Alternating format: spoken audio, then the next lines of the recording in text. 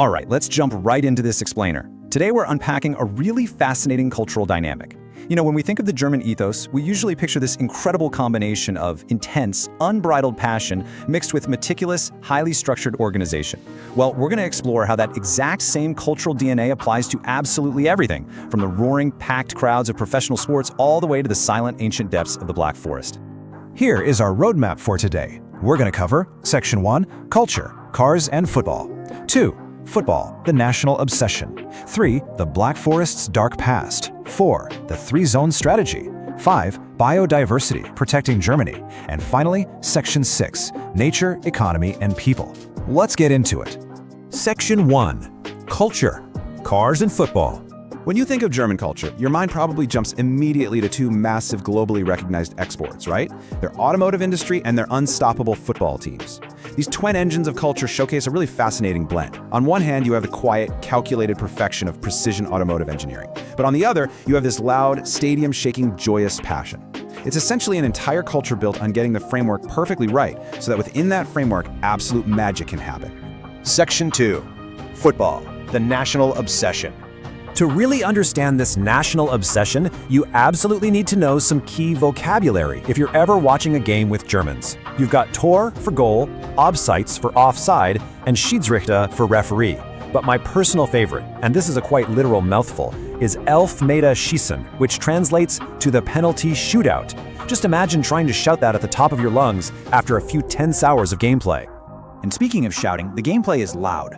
The energy in these stadiums, or even at public viewings outside the Brandenburger Tor, is completely infectious.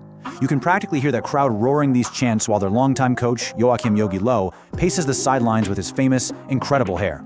They'll actually shorten Deutschland to just Junland because, well, it's faster to yell. Or they'll sing So sehen Sieger aus, meaning that's what champions look like when they're winning. And if they're on a roll, they break out Einer geht noch rein, which means one more goal is definitely still possible. And this brings out the incredibly fun side of the culture. When the German team wins, they absolutely do not pop delicate little bottles of champagne. No way. Players and fans celebrate by soaking everyone in sight with giant mugs of beer. It's chaotic, it's passionate, and it's this pure release of energy. Keep that vibe in mind, because now we're going to look at a very different side of the culture. Section 3. The Black Forest's dark past. Pivoting from the loud, beer-soaked football pitch, we actually find that exact same intense cultural dedication applied to the natural world. To understand the Black Forest National Park today, we really have to look at its history, which, surprisingly, is a history of devastation. After the Ice Age, the forest grew naturally for millennia, but by the Middle Ages, farmers began clearing it out. Then, from the 1500s onward, the demand for wood just exploded. Massive conifer logs were literally chopped down and rafted all the way up the Rhine River just to serve as the foundation piles to build cities like Amsterdam. By 1800, the forest was almost completely cleared, and its large predators were totally eradicated. It was replanted as a commercial, even-aged monoculture, which ultimately made it incredibly vulnerable. And then, in the 1990s, devastating storms named Wiebke, Vivian, and Lothar ripped through. They destroyed these weakened forests, and that forced a massive, massive change in how Germany managed its natural landscapes. Section 4. The three-zone strategy. Now, this strategy is where the German love for planning and structure truly shines.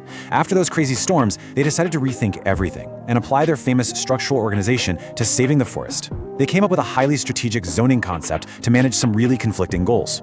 Looking at the data from 2020, over half the park, 50.8% to be exact, now acts as a core zone where nature is completely left to its own devices. Absolutely no logging, no interference. Then you have a transition zone making up about 20% and a management zone for the rest. The park's master plan actually balances this incredible tension and beauty. In the core zone, storm-damaged deadwood sits completely untouched to foster wild, natural habitats. It looks chaotic for sure, but it is vital. Meanwhile, in the management zone, you'll find cute heritage sheep actively grazing. Why? Well, they're there to protect ancient cultural landscapes, like the high-elevation pastures known as Grinden, that have existed for centuries. So it's basically organized chaos right next to meticulously preserved history. And bridging these two very different worlds is the transition zone. This is where the real, calculated work happens. It acts as a temporary, 30-year training ground. Park rangers perform very specific steps here, like managing habitats for rare species such as the capercaillie bird, keeping wildlife populations like red deer in check so they don't impact neighboring private lands, and actively pushing young forest stands toward a much more natural state. The ultimate goal? To make the forest wild enough to graduate and join the completely hands-off core zone by the year 2044. Section 5. Protecting German biodiversity.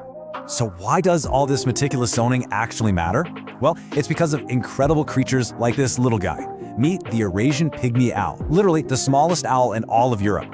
He is so universally beloved that they named him Carly Cows, and he serves as the adorable feathered ambassador and mascot for the park's entire conservation effort. He absolutely thrives in these recovering, conifer-rich montane forests. 206. That is the staggering number of red-listed, highly endangered species in the park that directly benefit from the strict protection of natural forest dynamics. By allowing things like root plates and standing deadwood to accumulate without any human interference, the park is actively creating a haven for species that were literally on the brink of vanishing forever. Section 6. Nature, Economy, and People. Of course, the park doesn't just exist in a vacuum. While traditional resource extraction is banned, the whole national park brand brings in a massive amount of ecotourism. Looking at the 2018 budget data, a huge portion of state funding flows right back into the local communities. 33% of the budget stayed directly in the national park municipalities, and another 35% remained in the surrounding counties. It really proves that letting nature be wild can actually be incredibly beneficial for the human economy surrounding it. This quote from the park administration really sums up their ultimate goal. It's all about bridging the gap.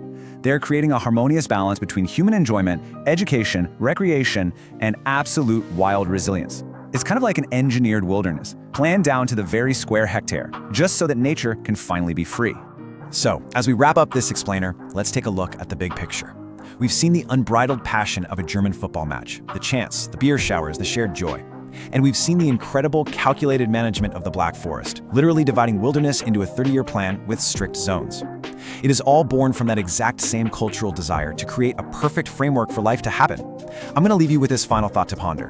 When we draw strict lines on a map to create a pristine core zone, are we truly protecting nature by letting it run wild? Or are we just carefully, masterfully managing our own relationship with it? Thanks so much for learning with me today, and keep questioning.